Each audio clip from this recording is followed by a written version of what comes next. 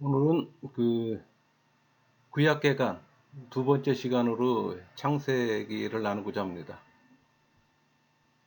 여러분, 성경 66권은 특별한 계시와 영감으로 기록된 하나님 말씀이 있잖아요. 그러니까 구원에 대한 필요한 지식이나 또 충분하고도 명백한 지식을 담고 있는 구원의 보물 창고예요.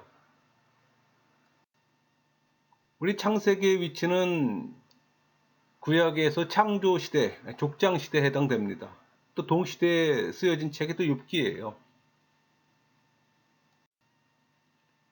우리 구약 성경의 39권의 이 상관관계를 보면 하나님은 성도와 또 바른 관계를 맺기 위해 또 백성에게 시내산에서 율법을 주셨어요. 그 율법이 레이기잖아요. 창세기는 하나님과 인간의 바른 관계를 맺기 위해 주신 율법이 어떤 분과 맺었는가를 기록하고 있어요. 출애굽기는 하나님과 죄인과의 바른 관계를 맺기 위한 또 율법의 역사적 과정을 또 기록합니다. 민수기는 성도와 지상생활에서 바른 관계를 맺기 위해 또 율법으로 광야에서 훈련시키는 내용을 또 기록했어요.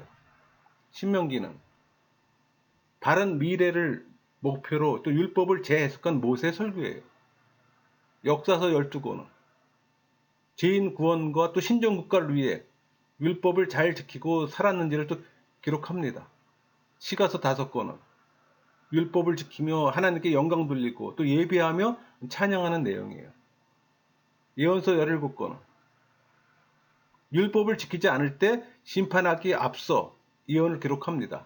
하나님은 예고 없이 심판하지 않으세요. 회개의 기회를 주시고 순종하지 않을 때 심판하신다는 내용입니다. 여러분, 창세기는 하나님 존재만 제외하고는 모든 것의 시작이에요. 우주의 시작, 지혜의 시작, 인류의 시작, 언어의 시작, 믿음의 시작, 11조의 시작, 이스라엘의 시작. 그 주요 주제는 한 민족의 선택이며 또 그 민족을 통해 하나님은 모든 민족들을 구속하려 하신다는 겁니다. 그 히브리 민족이 발생되는 과정, 소위 이 족장사라고 불리우는 부분이 있어요. 그 아브라함이 이삭을 낳고 이삭이 야곱을 낳고 야곱이 12아들을 낳는 이야기입니다. 이제 앞으로 야곱의 개명된 이름 이스라엘이 12아들을 대표하게 되는 거예요. 이 이야기들은 국민 만들기입니다. 또 대비가 있어요. 하나님 나라와 세상 나라의 구별이에요. 또 창조와 파괴, 그 내용을 또 대비로 표현합니다. 또 많은 언약의 내용이 나와요. 성경은 하나님이 자존하셨고 또 우주 만물을 창조하시고 인류가 번성하며 어떤 역사를 창출해내는지 정확하게 정보를 제시합니다. 그러니까 이스라엘의 역사로 시작하지 않아요. 하나님은 오고 오는 인류까지를 바라보시고 또 보여주시고 계세요. 그러니까 창세기는 모세가 기록했잖아요. 이스라엘 광야 생활 기간 BC 1446년에서 1406년 그 사이로 봅니다. 신의 광야에서 기록했어요. 또 하나님이 창조주요 이 섭리주라는 사실을 또 밝힙니다. 대상은 모든 인류예요. 우리 1장에서 11장까지는 4가지 사건을 다뤘잖아요. 뭐 창조, 타락, 홍수심판, 나라들이에요. 그 12장부터 50장까지는 이스라엘 민족의 선택에 대해 기록하여요. 그러니까 1장에서 2장까지 창조는 아름다운 세상과 하나님의 형상대로 지음받은 인간이에요.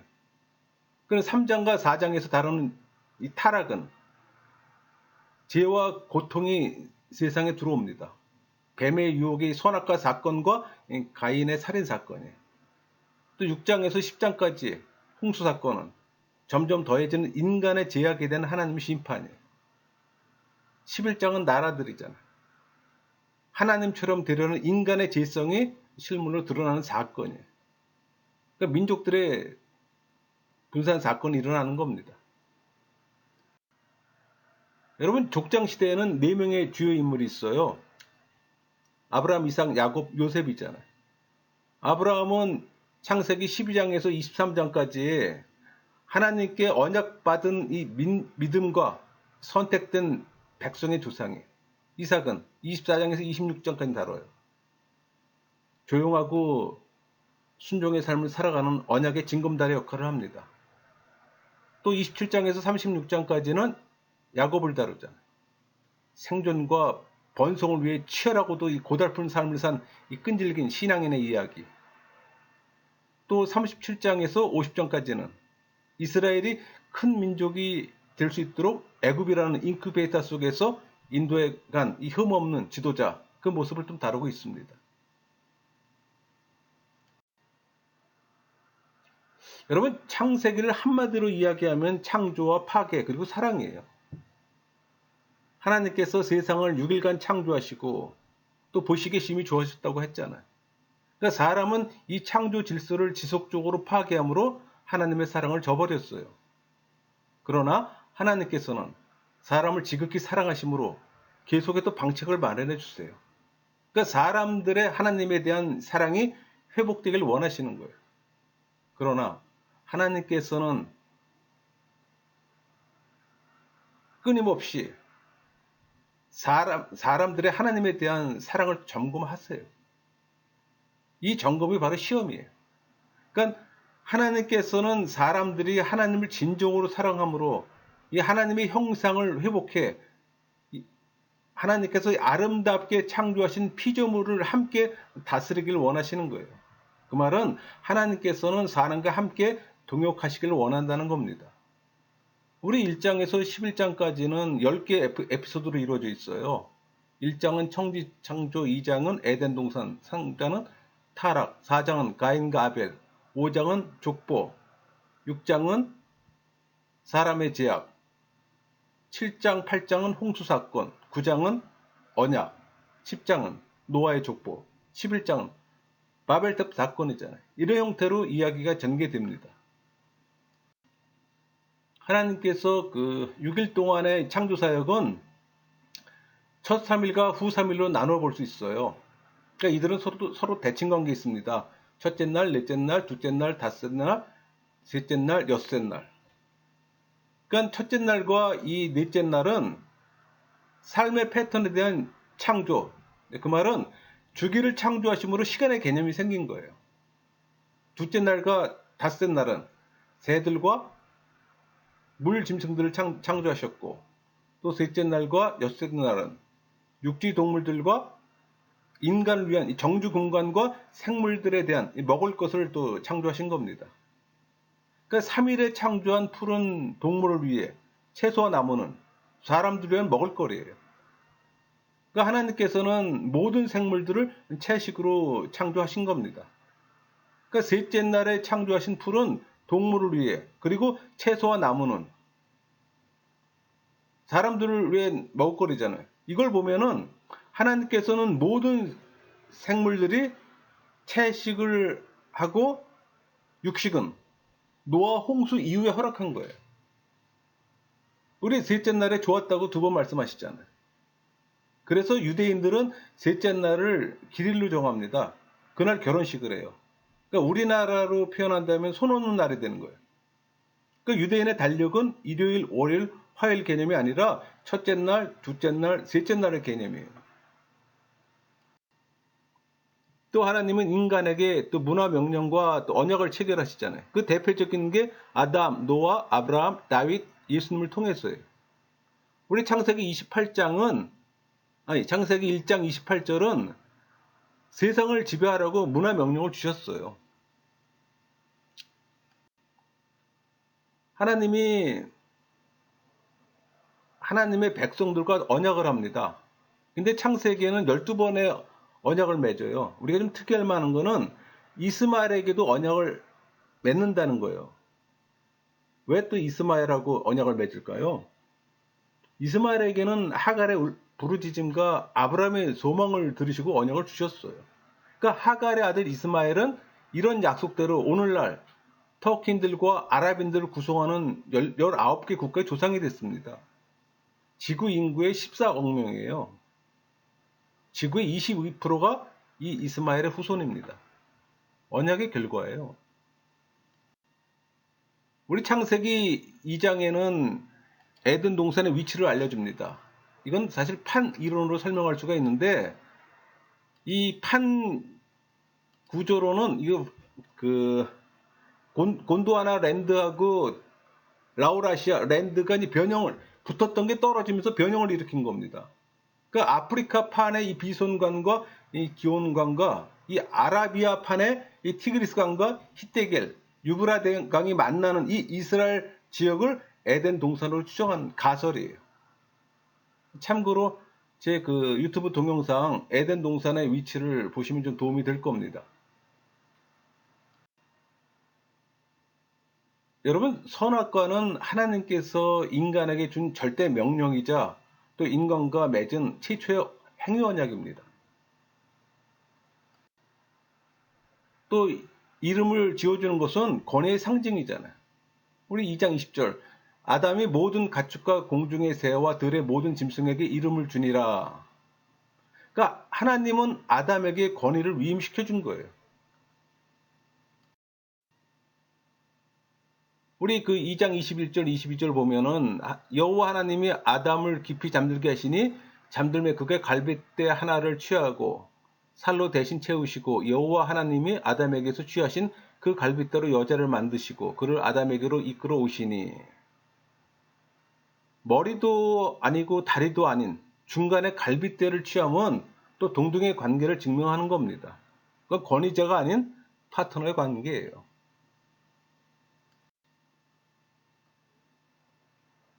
우리 그 3장 4절 5절 볼까요? 뱀이 여자에게 이르되 너희가 결코 죽지 아니하리라.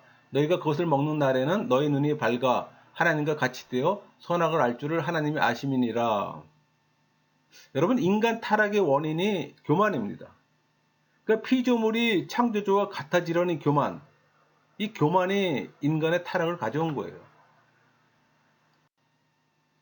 우리 3장 7절에 이에 그들의 눈이 밝아져 자기들이 벗은 줄을 알고, 여기서 벗은 줄을 알았다는 것은 영적 순교를 잃어버렸다는 얘기예요. 또 8절은 그들이 그날 바람이 불 때 동산에 거니시는 여호와 하나님의 소리를 듣고 아담과 그의 아내가 여호와 하나님의 낯을 피하여 동산 나무 사이에 숨은지라. 지은 죄를 깨닫고 또 그것에 대해 하나님을 빌 면목이 없었기 때문이 아니라 범죄한 인간이 필연적으로 갖게 되는 두려움 때문에 스스로 숨긴 거예요. 그게 우리 그 10절에 나오잖아요. 이르되 내가 동산에서 하나님의 소리를 듣고 내가 벗었으므로 두려워하여 숨었나이다. 우리 그 4장에 가인과 아벨의 사건을 다루잖아요.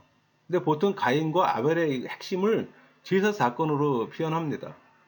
그러나 제사 이면에는 더 큰 메시지가 있어요. 그러니까 가인과 아벨은 하나님 나라와 세상 나라의 구분을 뜻합니다. 그러니까 가인은 하나님에게 멀어져 세상 나라를 처음으로 만드는 세상의 시조로 성을 쌓아요. 창조 질서를 무시하는 행동으로 두 아내를 얻고 그 자식들은 채식만을 허용한 질서를 무너뜨리자. 가축을 치며 육식을 하고 하나님 찬양보다는 세상 유흥을 즐겨요.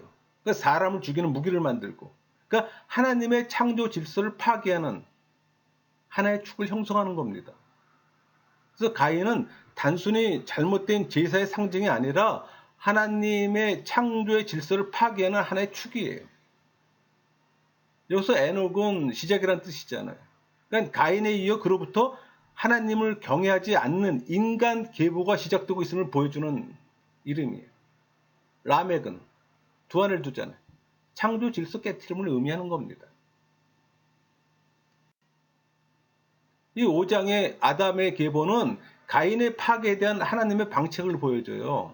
그러니까 에녹은 하나님과 동행하다 승천했잖아요. 라멕은 노아의 아버지가 되며 노아는 세상에서 안식을 주는 존재로 나타납니다. 여러분, 이 가인과 아벨을 대비함으로 창조 질서의 파괴와 회복을 보여줘요. 그러니까 셋의 계열과 가인의 계열의 이름을 보면 동명이에요. 에녹, 라멕, 이름이 같잖아요. 그러니까 하나님을 떠나 스스로 성을 쌓음으로 세상 사람의 조상이 되는 거예요. 또 이 성읍은 하나님의 창조 질서, 즉 에덴 동산과는 완전히 다른 세상 모습을 이루어 나가게 됩니다. 일부 일처의 규칙을 깼어요. 일부 다처가 시작되는 겁니다. 채식의 질서를 깨트리고 육식을 해요. 하나님을 찬양하는 대신 유흥을 합니다. 그러니까 힘을 겨루기 위해 또 전쟁을 유발하는 조상이 되는 거예요. 우리 아벨은 그 새끼 양 한 마리를 제물로 바친 게 아니라 여러 마리를 바쳤다는 사실을 알 수가 있어요. 그러니까 아벨은 형식적인 제사를 드린 가인과 달리 정성을 다해 가장 좋은 곳으로 하나님께 드렸음을 또 알 수가 있어요. 그러니까 하나님께서 용서하신, 아니 하나님을 바라보는 대상이 단지 제물만이 아니라 아벨 그 자신까지 포함되는 겁니다. 여러분, 하나님의 나라의 백성은 세상의 모든 이가 아니에요. 선택된 자를 통해 그 계보가 이어집니다. 하나님의 예정과 작전 규례를 알게 하는 거예요. 우리 4장은 성경에 기록된 최초의 시입니다. 내용을 보면 점차 확대되는 어떤 점층법의 원리가 작용돼요. 성경에서 자주 사용되는 내용의 전개 패턴은 반복, 중첩, 삽입, 강조, 확대, 심화의 패턴이에요. 여러분, 우리 성경은 키아즘 구조로 기록되어 있어요. 예를 들어서 지금 여기 그 홍수 심판 사건을 보면은 히브리인들이 이것을 쉽게 기억하고 다른 사람들에게도 효과적으로 전달할 수 있는 교차 대칭 구조로 되었다는 얘기예요. 키아즘 구조로 되어 있다는 얘기예요. 그래서 여러분, 유대인들이 성경을 암송할 수 있는 이유는 이 교차 대구적 구조로 작성되었기 때문에 반복이 이루어지는 거예요. 그래서 쉽게 기억할 수가 있는 거예요.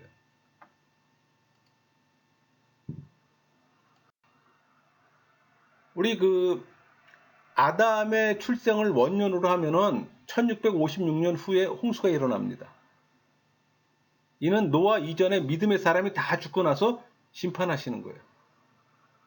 그러니까 하나님의 사람은 천수를 누리는 거예요. 하나님의 사람들이 다 죽은 후 홍수 사건이 일어났어요. 보통 역사는 예수님을 기점으로 해서 거슬러 올라갔잖아요. 근데 오늘은 저희가 창조를 다루기 때문에 아담을 기준으로 해서 지금 기원을 제작했습니다. 여러분, 방주 제작 기간이 120년 걸렸어요. 그러니까 노아 600세에 홍수 사건이 일어난 겁니다. 그러니까 노아는 또 하나님과 동행한 하나님의 사람이요 택자잖아요.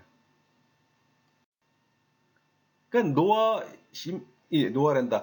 홍수의 심판 전체는 히브리인들이 이를 쉽게 기억하고 다른 사람들에게 효과적으로 전달할 수 있는 교차 대칭 구조예요. 그러니까 노아 홍수 심판 기사 전체가 심판의 진행 과정을 보여주는 A에서 F보다 심판의 과정을 보여주는 F-에서 A-까지 오히려 더 큰 강조점이 있어요. 그러니까 특히 이 본문 중심부의 M, 메인 테마입니다. 하나님께서 노아와 그와 함께 방주에 있는 모든 짐승들과 육축을 건념하셨다는 내용이에요. 그러니까 악을 멸절하셨다는 강조점보다는 하나님께 은혜를 입은 노아와 가족들 또 다른 피조물들이 보호받는데 더 강조점이 있어요. 또 이것은 본문의 구조 분석을 통해 또 선명하게 드러나는 겁니다. 우리 교차대 구조 볼 때 여기서 A, B, C, D는 홍수가 진행되는 과정을 보여주는 묘사예요. 그 반면에 D-, C-, B-, A-는 홍수가 정리되는 과정에 대한 묘사예요. 그런데 홍수의 진행과 정리를 기술하는 과정 가운데 나오는 날수에 대한 기록이 완전한 또 대칭 구조를 이루고 있습니다. 7일, 7일, 40일, 40일, 150일, 150일.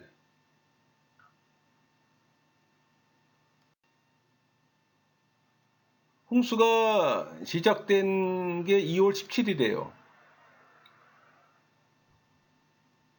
물이 빠지기 시작한 날이 그날로부터 150일 후입니다.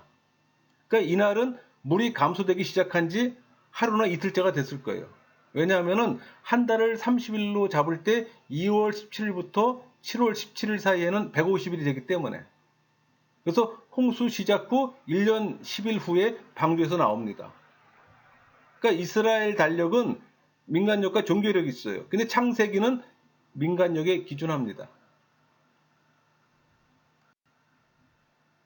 여러분, 대홍수 이후에 사람들은 이 아라랏 산지를 떠나 먼저 동쪽으로 이동했어요.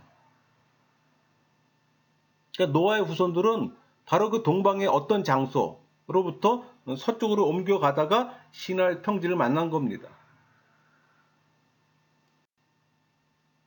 우리 그 하나님께서 12번의 그 생육 번성의 언약을 맺어요. 그러니까 이삭에게 5번, 이스마엘에게 3번, 아담과 노아와 아브람, 야곱에게 1번씩, 또 아브람에게는 6번이나 언약을 하십니다. 그러니까 하란에서 불러내실 때 1번과 이삭 임신 전에 3번, 또 이삭을 바친 후에 1번, 또 이스마엘에 대한 언약, 즉 이삭과 관련한 이 언약을 아브라함을 통해 4번 하셨어요. 또 이스마엘에 대한 언약도 3번, 또 하갈을 통해 2번, 또 아브라함을 통해 1번 하셨어요. 또 아브라함과 이삭과 야곱 자신에 대한 언약은 각 1번씩입니다. 여러분, 그 아담부터 노아까지 이름의 그 히브리 어근으로 문장을 만들어 본 겁니다. 재밌는 문장이 나오는데 예수 그리스도의 성육신과 구원 사역을 알게 해줘요. 볼까요? 자, 우리 그냥 아담서부터 노아까지 어근을 한번 보세요. 사람에게 정해진 것은 근심과 걱정이라. 찬송의 하나님 내려오사 가르치시고 죽음을 주시고 다스림으로 위로하셨다. 안식 주셨다는 얘기죠. 그러니까 성경은 단순한 사건의 나열이 아니에요. 하나님의 철저한 계획과 섭리의 책입니다. 연구하면 연구할수록 하나님의 뜻과 마음을 깊이 알 수가 있는 거예요. 여러분, 성경에는 족보가 자주 나오잖아요. 근데 히브리 족보는 유대인의 정체성이에요. 역사입니다. 그들은 족보만 봐도 역사를 알 수가 있어요. 기억할 수 있다는 얘기입니다. 우리에게는 지루한 족보죠. 근데 여러분, 족보는 압축된 역사예요. 여기서는 빠져 있지만 우리 그 창세기 22장의 그 나홀 소생 12명을 또 언급합니다. 또 그들은 아람국을 만들잖아요. 우리 11장의 이 셈의 족보는 홍수 후 한 민족을 택하셔서 이 여호와가 하나님이심을 보여주고 또 하나님의 나라를 이루어 가시려는 하나님의 여정을 볼 수 있어요. 그러니까 에덴 동산의 아담에서 방주의 노아로, 그리고 가나안에서 이 아브람으로 이어지는 구속사입니다. 이 구속사는 애굽에서 민족 형성기를 거쳐 결국 광야의 모세로 이어지게 되는 거예요. 우리 그 바벨탑 사건 이후로 인류의 그 분산이 이루어지잖아요. 언어도 다르게 형성되고. 그 셈족을 보면은 주어 플러스 목적어 플러스 동사예요. 우리 한국이 이 셈족에 들어가는 겁니다. 함족은 동사 플러스 주어 플러스 목적어예요. 야벳은 주어 플러스 동사 플러스 목적어예요. 여기서 여러분 신할은 수메르 지역을 말하는 겁니다. 그 언어를 보면 강조점이 달라요. 여러분, 언어가 다르다는 것은 생각과 사고가 달라요. 그래서 하나 되기가 어렵습니다. 우리 창세기 12장부터 17장까지 4번의 언약이 있어요. 그러니까 아브라함과 하나님과의 관계는 이 언약을 근거로 합니다. 근데 이 언약은 일방적인 편제 언약이에요. 인간에게는 그냥 충실히 지킬 뿐이에요. 충실히 이행할 때 하나님의 복이 보장되는 겁니다. 그러니까 성경을 보면 이 언약을 지키지 않는 결과가 무엇인지 잘 보여주잖아요.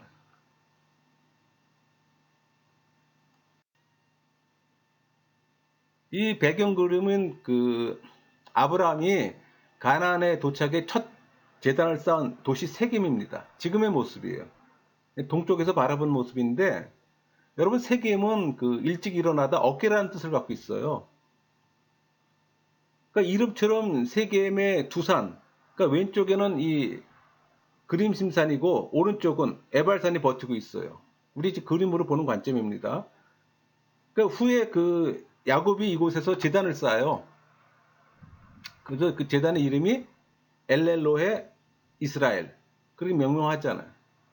이 아래 그림은 상수리 나무인데 우리나라로 보면 그 도토리 나무에 해당할 겁니다. 그러니까 신성한 나무를 일컬어져 이 나무 밑에 제단을 많이 쌓았어요. 또 제단이 있던 단에도 이 나무가 많이 분포되어 있어요. 또 이 나무는 그 다윗을 죽이려 했던 그 압살롬 머리 걸려서 죽은 사건으로 유명하잖아요. 우리 창세기 12장 10절 그 땅에 기근이 들었으므로 아브라함이 애굽에 거류하려고 그리로 내려갔으니 이는 그 땅에 기근이 심하였음이라. 그러니까 극심한 가뭄으로 인해 먹을 음식이 없어지잖아요. 그러니까 아브라함은 베델을 떠나 애굽으로 내려갑니다. 그러니까 아브라함은 가뭄이 다가오자 그만 하나님의 약속의 말씀을 망각했어요. 그래서 애굽에 내려간 거예요. 그러나 그에게 다가온 것은 오히려 큰 환란이잖아. 사랑하는 아내 사라를 잃어버릴 뻔했고 심지어 자기 목숨까지도 다른 사람들에게 뺏길 뻔했어요. 하지만 이 하나님의 특별하신 은혜로 말미암아 또 아브라함은 목숨을 지킬 수가 있었고 자신의 사랑하는 아내를 빼앗기지 않아도 됐고 또 많은 재물까지 얻는 축복을 누리게 됩니다. 만약에 이 시점에서 아브라함을 향한 하나님의 사랑과 개입이 없었다면 어떻게 됐을까요? 아마 잘은 몰라도 아브라함은 인생의 큰 실패와 절망을 경험했을 겁니다. 그때 아브라함은 하나님의 언약의 말씀에 믿음을 가지고 순종하는 것이야말로 신앙생활에 있어서 가장 중요한 이름을 확실하게 깨달았던 거예요. 그래서 하나님이 약속하시고 임재하신 이 가나안의 베델로 다시금 올라가게 되는 겁니다.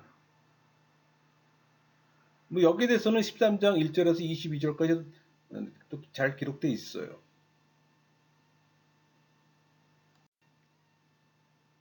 그러니까 13장 1절 보면 아브라함이 애굽에서 그와 그의 아내와 모든 소유와 롯과 함께 네겝으로 올라가니 아브라함에게 가축과 은과 금이 풍부하였더라. 그러니까 하나님의 특별하신 은혜로 말미암아 아브라함은 조카인 롯과 함께 많은 재물을 가지고 돌아오게 됩니다. 그런데 이 많은 물질 때문에 또 조카인 롯하고 아브라함 사이에 또 큰 문제가 발생해요. 이미 그 당시에 아브라함과 롯은 많은 가축을 소유하고 있었는데 이 가축을 기르던 이 아브라함과 롯의 목자들 사이에 싸움과 다툼이 일어나는 겁니다.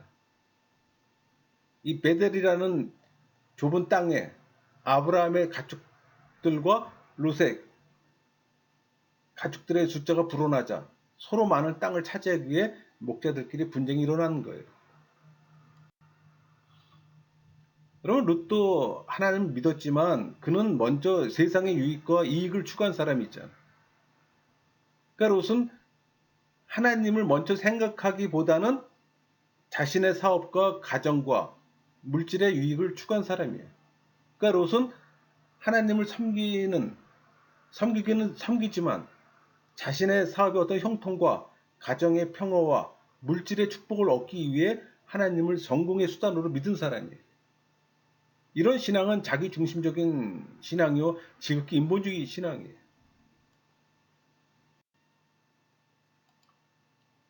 여러분 가나안에서 히브리인들에게 두 가지 법이 있어요. 고엘과 손해대접인데 히브리어의 고엘은 기업 물음이잖아요. 그러니까 구속을 대신해서 값을 치른다는 얘기예요. 그러니까 그 내용으로 보면은 뭐 친족의 땅을 찾아주거나 또 죽은 친족의 아내와 결혼해 후손을 이어주는 어떤 의무를 갖는 거, 또 보복하는 거 그런 개념을 갖고 있어요. 그러니까 목축업을 하고 이동이 많기에 이 거주의 안전성이 없잖아요. 그래서 이동하는 자들에게 배려가 필요한 겁니다. 우리 족장 시대의 틀을 보면은 하나님의 사람들과 세상 사람들의 구별이 나타나요.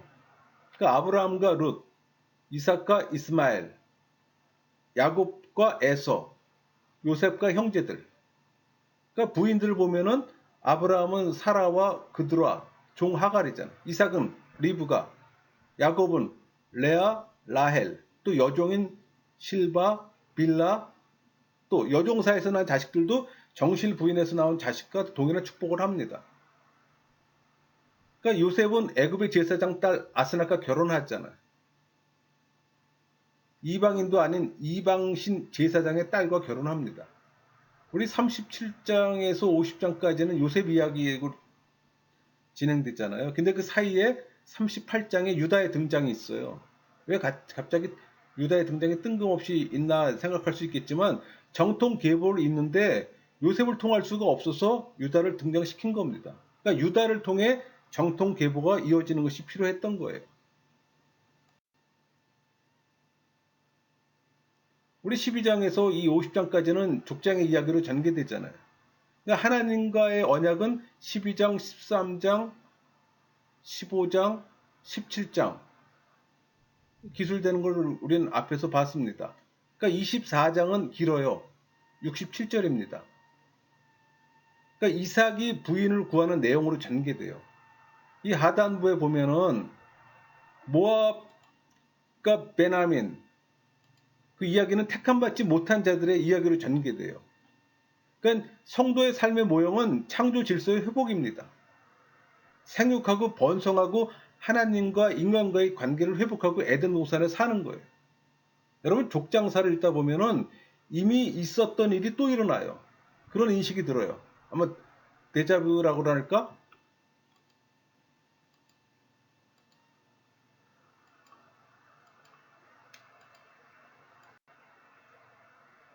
이 12장에서 25장에 걸쳐 전개되는 아브라함의 이야기는 크게 세 부분으로 나눌 수가 있어요. 12장에서 13장까지는 하란을 떠나 헤브론에 정착하는 과정을 설명합니다. 14장부터 19장까지는 헤브론에서 아브라함으로 신분이 변화되는 것을 중심으로 그 여러 가지 사건과 또 언약의 표징들에 대해 기록합니다. 그리고 20장에서 25장까지 비로소 그 아브라함이 왜 믿음의 조상으로 불리게 되었는가를 중심으로 네게부 광야에서의 삶을 조명하고 있어요. 그러니까 아브라함의 순종의 모습은 처음부터 보여집니다. 바로 이 순종이 온전한 믿음의 원동력이 있음을 또 알 수가 있어요. 그러니까 즉각적인 순종이 아브라함을 온전한 믿음의 조상으로 만들었어요. 오히려 어찌 보면 순종의 조상으로 표현하는 것이 더 맞을지도 모릅니다.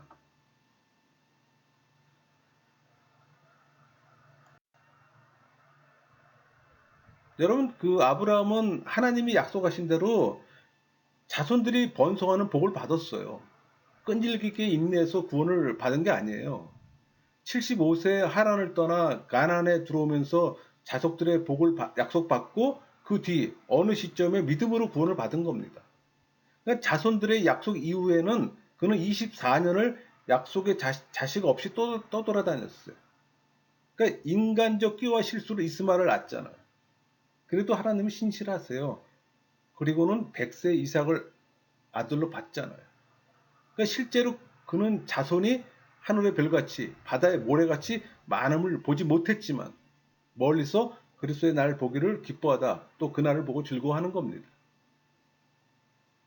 그 말은 그는 육체적 후손들뿐만 아니라 그리스도로 인한 영적 후손들까지 다 본 겁니다. 이런 데는 많은 시간과 인내가 필요했어요. 심지어는 이삭을 또 제물로 드리기까지 했습니다. 그 이후에 그에게 자손의 복이 약속되고 실현되었잖아요. 그러니까 아브라함에게는 많은 장애물이 있었지만 참고 견딤으로 이 약속하신 것을 결국 다 받았습니다. 여러분 모리아는 여호와께 보이신 곳이란 뜻이 있어요. 그러니까 이거는 하나님께서 이미 그곳을 지정하시고 선택하셨음을 의미해요. 그러니까 하나님께서 이곳을 이삭의 제물로 바치는 것뿐만 아니라 훗날 솔로몬 성전이 세워지는 장소로 이미 택정해 놓으셨던 거예요. 여러분 성전산은 모리아산입니다. 또 이 사건은 예수님을 예표해요. 그러니까 구약에서 은혜 받는 팁을 제가 하나 알려드리면 구약에서 예수님의 예표를 찾는 거예요. 그러니까 이삭의 순종은 하나님의 뜻에 따라 스스로 대속 제물로 십자가 내어 주기까지 한 그리스도의 순종과 속죄 사역을 예표합니다. 여러분 모리아산은 에덴 동산이에요. 아라우나 타작마다 솔로몬 성전이 있어요. 또 골고다에 예수님 십자가 사건이 있어요. 종합적으로 이루어진 성지 중의 성지예요. 그러니까 성경의 핵심적인 사건이 모두 일어난 중요한 장소입니다. 성부 하나님의 성전, 성자 예수님의 십자가 사건, 성령 하나님의 강림, 마가의 다락방에서 있잖아요. 그러니까 삼일체 하나님의 소중한 사역이 예루살렘에서 완성되었고 또 새 예루살렘 도래할 성지이기도 해요.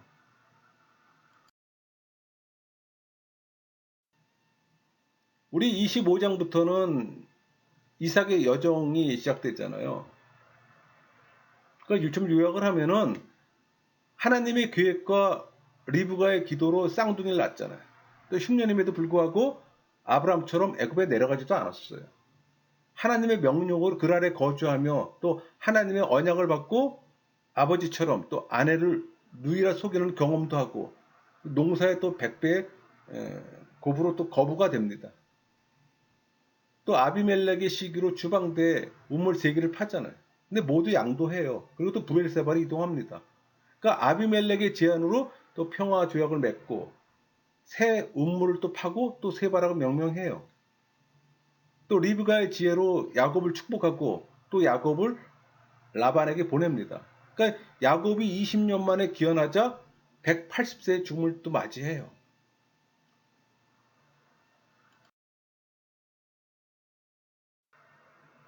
그러니까 이삭은 출생부터 하나님의 예언에 의해 출생합니다. 그러니까 네 족장 중 유일하게 하나님께서 직접 이름을 지어주셨잖아요. 태어나기도 전에 그 하나님께서 언약을 세우겠다고 구체적으로 이름을 지명한 유일한 사람입니다. 그러니까 하나님께 산재로 제단에 올려졌던 또 유일한 사람이고 또 네 족장 중에 가장 아름다운 영적인 결혼을 한 사람이 또 유일해요. 그러니까 부모의 기도로 종의 기도로 본인의 묵상 중에 아내 리브가를 또 맞이하잖아요. 근데 여러분 결혼의 이야기는 창세기 50장 중에서 가장 길게 무려 67절에 거쳐서 24장에 기록하고 있어요. 왜 결혼 이야기를 이렇게 길게 기록하고 있을까요? 이는 우리 인생에서 결혼이 가정을 이루고 하나님의 창조의 질서를 이어가는 첫 단추이기 때문입니다. 배우자를 어떻게 선정해야 하는지 또 어떤 자세로 맞이했는지를 보여주는 거예요. 그러니까 리브가의 선택은 하나님 응답에 대한 하나님의 선택이에요. 배우자는 묵상 중에 맞이하는 것이지 세상 속에 헤매다가 우연히 만나는 것이 아님을 깨우쳐줘요. 이렇게 맞이한 리브가는 족장들의 아내들 중에 가장 현숙한 여인의 또 모습을 보여주고 있습니다. 우리 아브라함이 죽고 나서 48년 만에 이스마엘은 또 파란만한 생을 또 마감합니다. 사실 아브라함의 후처 그드라의 소생이잖아요. 그들은 이 아라비아 사막을 배경으로 동방으로 이주하며 거주합니다. 그러니까 아브라함이 죽은 후 48년 만에 이스마엘이 죽는 거잖아요. 그들 또한 아라비아와 이 동방 지역의 분포를 거주해요. 그러니까 하가를 통해 많은 자식들이 생산된 거예요.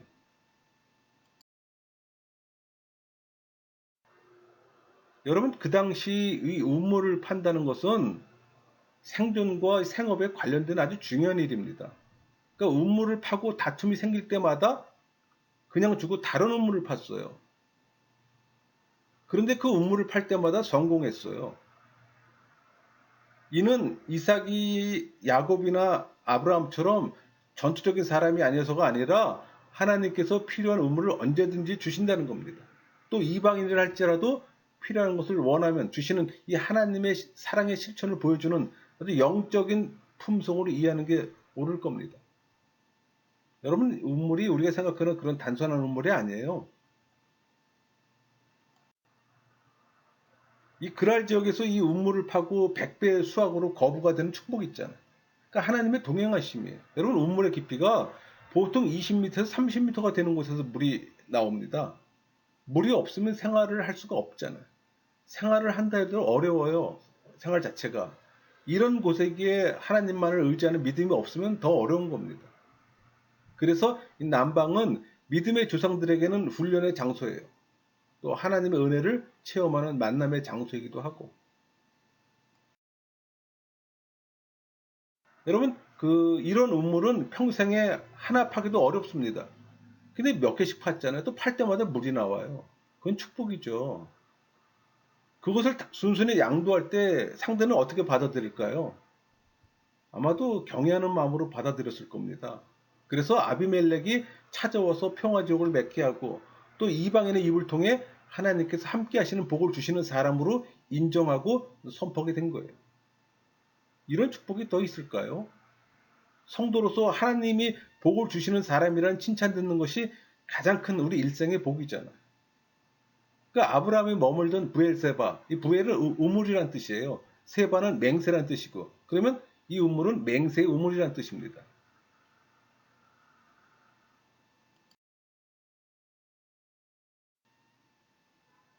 간단히 좀 내용을 설명하면은 야곱의 여정을 얘기하는 겁니다.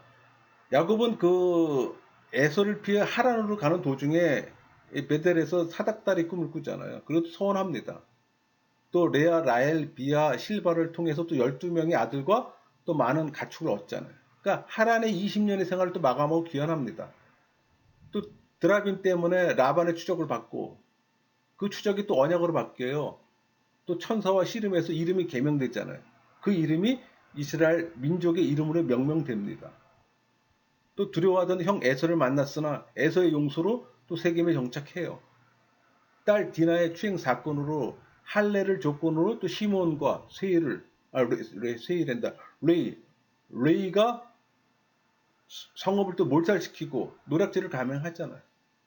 또 베델로 이주해서 이 제단을 쌓고 우상을 제거하고 또 하나님의 보호하심으로 또 외부의 공격을 받지 않는 또 편안한 삶을 살아요. 또 그런 가운데 이스라엘의 언약 아래 베델에서 제단을 쌓고 아내 또 라헬이 베냐민을 낳다 죽잖아요. 또 아버지 이삭을 장사합니다. 한마디로 정리하면 갈급함의 신앙이 12지파의 생성 배경을 만드는 거예요.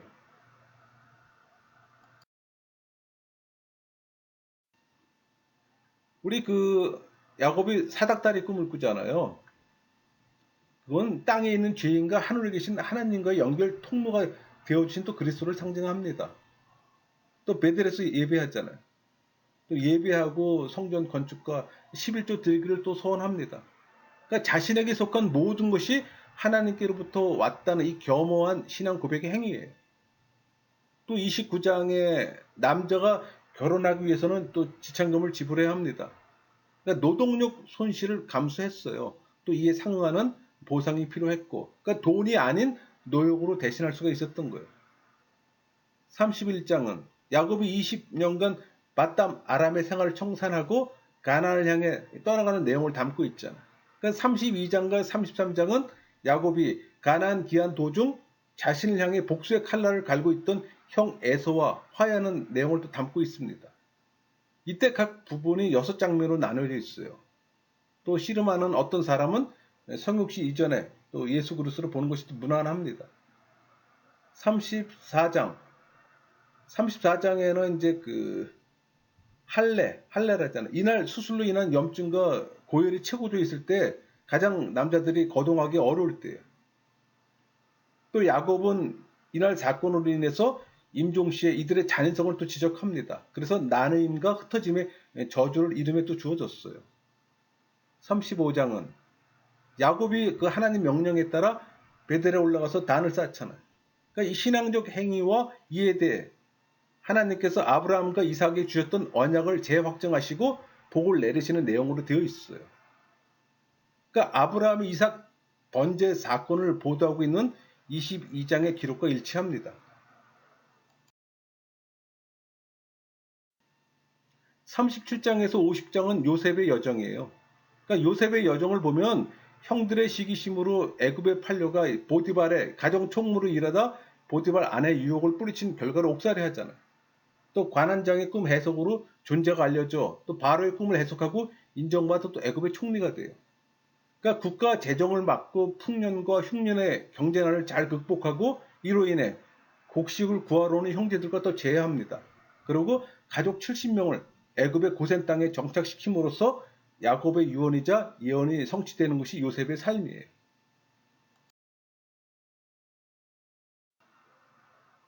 그러니까 요셉은 한마디로 하나님 중심의 사고를 가진 사람이에요.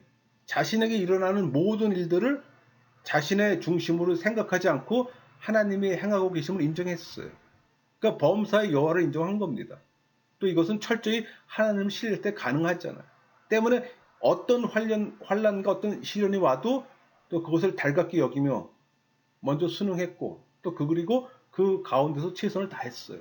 그러니까 이런 요셉을 보시는 하나님의 마음은 어떨까요? 함께하고 싶지 않을까요? 내게 일어난 일들에 대해 불평하고 원망하고 화를 내는 사람을 바라보시는 하나님은 어떠실까요? 진정으로 하나님과 함께하는 삶을 살아가는 방법을 요셉이 보여주고 있습니다.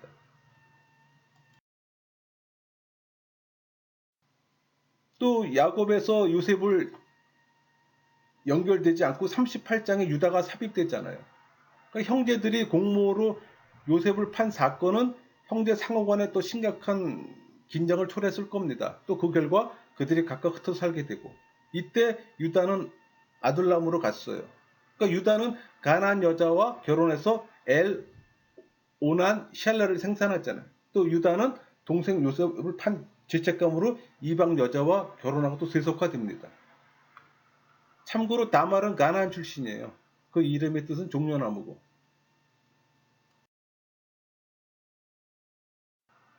그 다말은 이 가나안 출신으로 또 이 사건은 성윤리에 관한 죄입니다.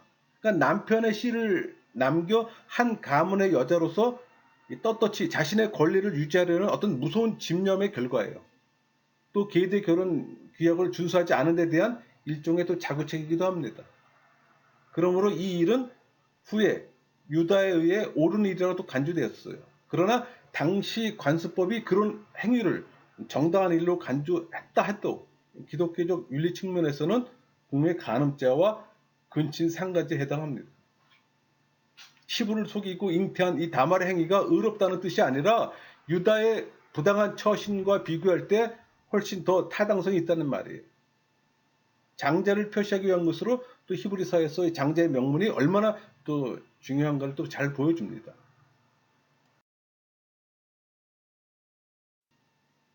우리 바로가 꾸었던 꿈에 등장하는 네 가지 대상이 있잖아요. 그게 이제 A, B, A-B-인데 또 C와 C- 완전한 대칭 구조를 이룹니다. 우리 한글 개혁 성경에는 잘 드러나지 않아요. 근데 원어 성경을 보면은 단어의 수뿐만 아니라 문장에서 위치까지 또 완전히 대칭이 됩니다. 이 서로 상관관계에 있는 A와 B가 네 단어예요. 또 A-와 B 단어가 두 단어고 또 C와 C-가 한 단어로 이루어져 있어요. 그러니까 완벽한 정형성을 보여주는 거예요. 그러니까 이러한 완벽한 정형성은 B가 A를 완전히 대체해요. 또 B-가 A를 완전히 대체했음을 시각적으로 또 청각적으로 깨닫게 하는 효과를 줍니다.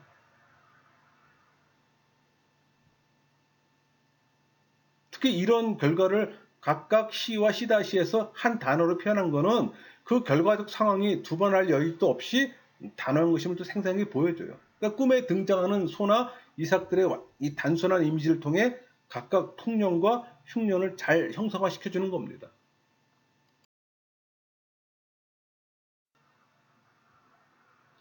다시 그 당시 그 시대 상황은 힉소스 왕국이 엄청난 그 영토를 지배했어요. 그러니까 요셉이 이 꿈 해몽으로 총리가 될 수가 있었던 것은 그 레반트 지역이 힉소스 왕국이 애굽을 공격해서 점령해 집권하던 시기였어요.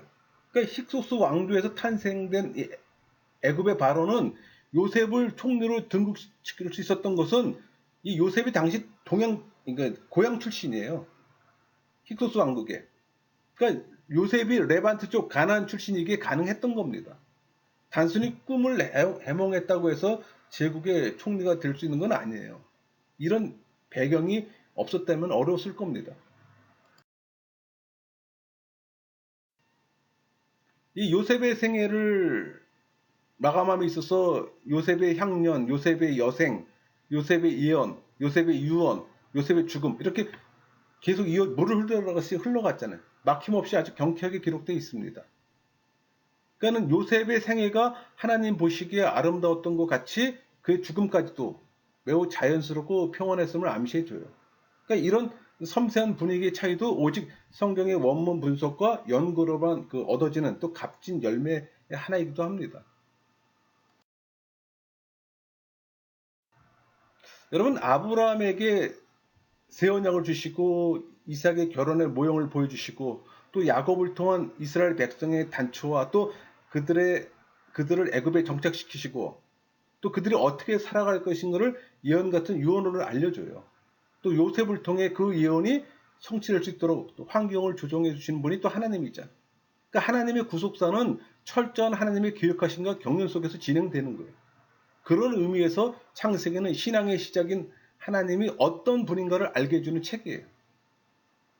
족장의 시대를 정리하면 361년간의 이야기입니다.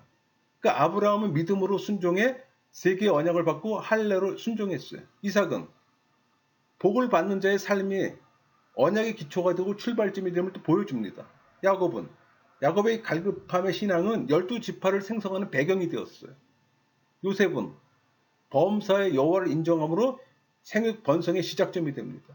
그러니까 이렇게 족장의 이야기를 한다고 해서 창세기가 족장들의 전기는 아니에요. 아브라함은 175세까지 살았잖아요. 그러나 성경은 40년의 이야기만 언급해요. 이삭은 180세를 살았어요. 그러나 그의 삶 중 운물의 이야기, 결혼 이야기만 주로 다룹니다. 야곱은 147년을 살았어요. 결혼해서 12지파를 이루는 이야기가 상당 부분을 차지해요. 요셉은 110세를 살았어요. 꿈 이야기가 많은 부분을 차지합니다. 그러니까 네 족장들의 이야기로 창세기를 엮어가지만 결코 개인의 이야기는 아니에요.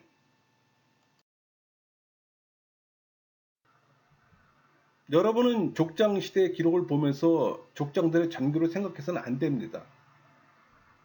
하나님과 사단의 전쟁, 영적 존재의 하나님과 육적 인간의 협력 관계를 보여줘요. 그러니까 성경은 창조 질서의 회복이라는 큰 명제를 갖고 흘러갑니다. 사람이 도구예요. 사람을 통해 역사하세요. 물론 말씀이라는 매개체를 사용하십니다. 그래서 말씀 연구가 필요한 거예요. 강의를 마치겠습니다. 감사합니다.